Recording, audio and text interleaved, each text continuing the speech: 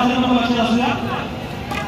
ओरण झुंजार रे, शिवायावरती प्रार्थना सादर करतो. ओरण झुंजार